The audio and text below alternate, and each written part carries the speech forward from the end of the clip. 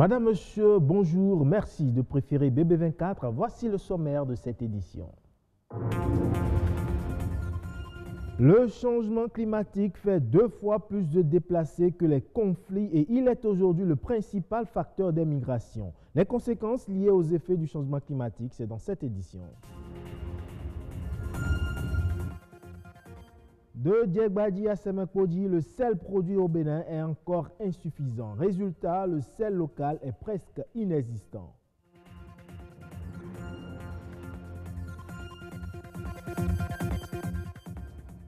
La conservation des mémoires de fin d'année continue de faire polémique. Entre archiver les mémoires des étudiants en ligne et conserver les supports de données en papier, le débat reste entier.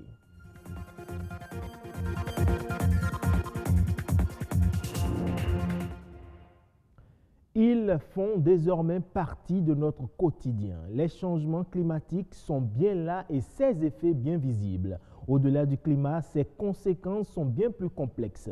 Selon les prévisions, le XXIe siècle sera peut-être le premier à voir l'apparition de réfugiés climatiques. Les changements climatiques et ses impacts sur l'agriculture, la santé et les ressources en eau, c'est dans ce reportage signé Bernard Djogbe, Amandine Agnambossou. Il faut accorder du prix à ces différentes variations pluviométriques. Plus personne n'ignore la problématique du changement climatique. Beaucoup perçoivent déjà ces effets qui se manifestent sous diverses formes. Changement climatique, réalité actuelle ou future, ce thème a été choisi pour clarifier le concept et mettre tout le monde au même niveau d'information. Nous n'arrivons pas à communiquer correctement sur les résultats de recherche. Nous pensons toujours que nous sommes en colloque où il faut utiliser les gros mots scientifiques, la méthodologie compliquée. Or, pour que le commun des mortels comprenne notre message, il faut descendre à un niveau très bas. Il faut véhiculer dans un langage très simple, fluide, qui permettra aux néophytes de comprendre ce que c'est que les changements climatiques et leur impact sur l'environnement.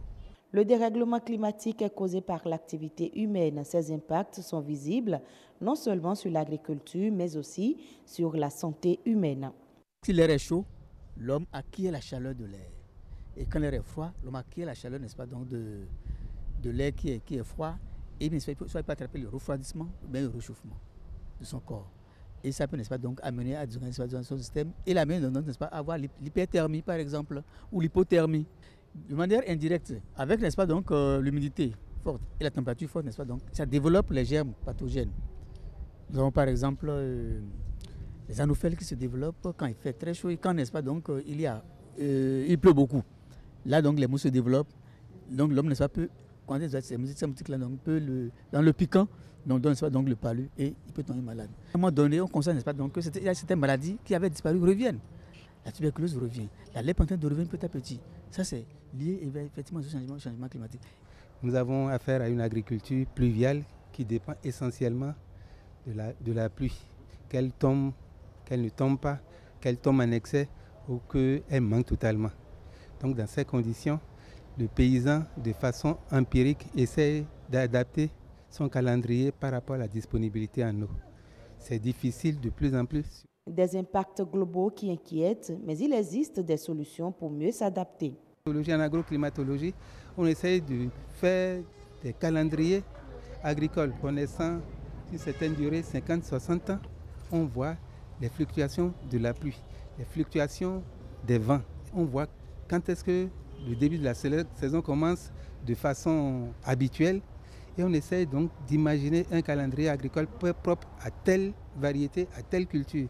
Et c'est ça qu'on soumet aux paysans. On peut, par un système de barrage, de retenue d'eau, faire en sorte que pendant la pénurie pour l'agriculture, qu'on aille faire l'irrigation, ainsi de suite. Ça, c'est les progrès à venir et dont les paysans rêvent déjà, ils essayent, mais on peut s'appuyer là-dessus. Il faut, n'est-ce pas, donc qu'on développe beaucoup l'alerte précoce. Surtout pour la pluie, qu'on prévoit donc ces pluies-là. Ça, c'est sûr qu'on se dit, bon, à quel moment, n'est-ce pas, il y aura sécheresse. Et qu'on puisse, n'est-ce pas, prévoir ça pour que le paysan qu'on puisse lui dire, attends, fais ci. Et là, ce ne serait pas nous. Donc, ça lié avec les agronomes pour faire ce travail-là. Je crois qu'on pourra donc éviter des hécatombes, des problèmes, n'est-ce pas, donc récurrents qui vont se poser. Le temps de l'inaction est terminé. Tous les acteurs sont appelés à agir afin d'atténuer les effets des changements climatiques. Le sel est considéré comme un ingrédient des plus indispensables. Au Bénin, il est utilisé à diverses fins, mais sa production ne se fait pas en quantité suffisante. Résultat, le sel importé est beaucoup plus présent sur le marché. Marianne Assomon, Jennifer Sativi. Cotonou, nous sommes au marché d'Antokpa. Plusieurs revendeuses de sel viennent s'approvisionner ici. Sur ce site, une usine se charge de moudre les cristaux de sel importés dans le but de les rendre plus fins pour la vente. Les clients préfèrent que les cristaux de sel soient moulus. Donc, c'est ce que nous leur offrons. Nous l'importons du Sénégal. On l'importe aussi du Ghana à côté. Nous avons aussi le sel de la Tunisie. Il y a les emballages de 25 kg, des emballages de 30 kg et des emballages de 40 kg. Malgré le coût relativement faible de l'activité, les meuniers font d'importants chiffres d'affaires.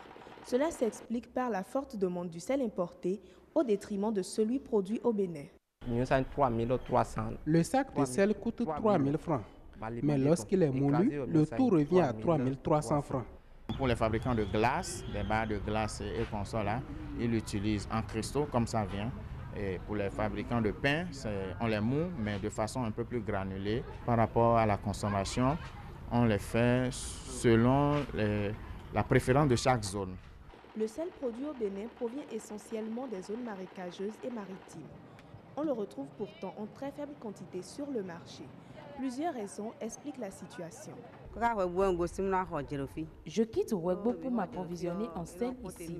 Nous avons plus de facilité à vendre le sel importé et son prix est plus abordable. La fabrication locale n'est pas utilisée pour plusieurs raisons, notamment la quantité est trop faible. Ça ne peut pas répondre à la demande du marché.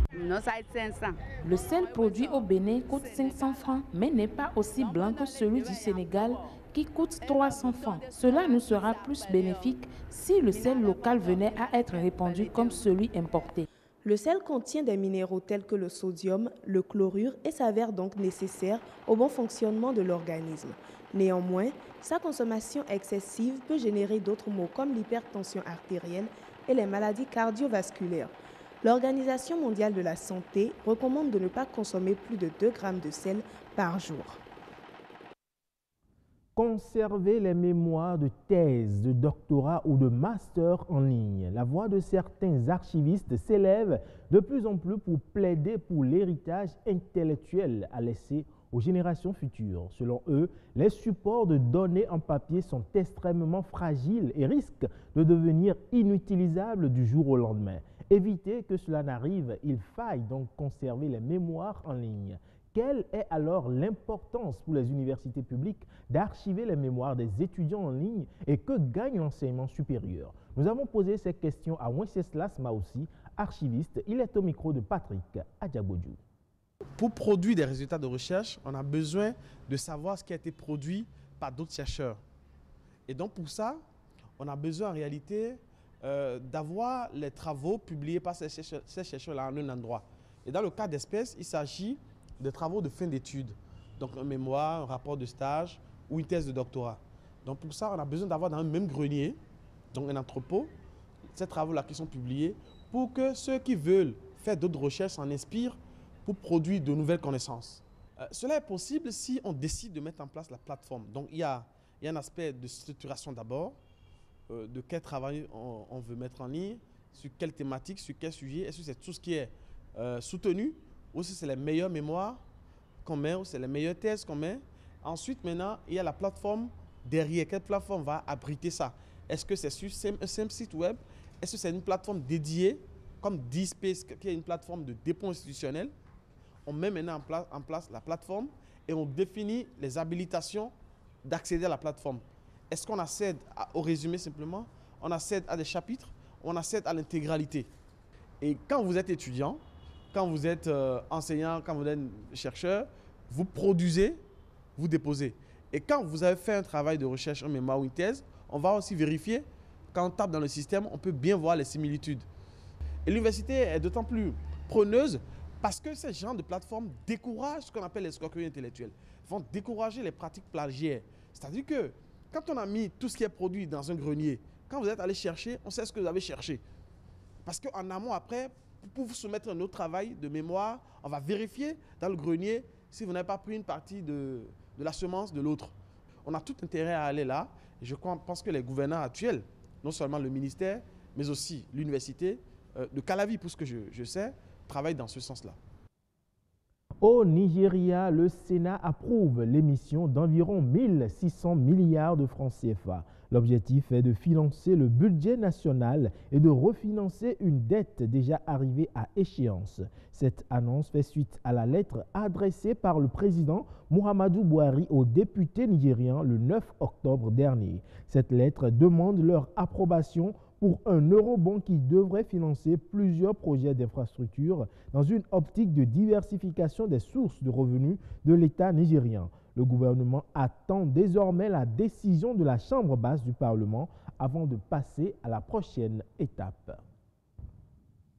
La Tunisie est sous les feux des projecteurs du marché des emprunts obligataires internationaux après que sa banque centrale ait annoncé avoir choisi Citigroup, Deutsche Bank, JP Morgan et Natixis pour l'accompagner dans une rencontre avec des investisseurs qui débutera le 22 octobre prochain. Ce sera le premier emprunt obligataire souverain de ce pays d'Afrique du Nord depuis le début de l'année 2018. En 2017, il est venu sur le marché international avec 2 emprunts internationaux sans appel public à l'épargne internationale. Ce nouvel eurobond aura une maturité de 5 ans, mais la grande inconnue reste le taux que lui serviront les investisseurs.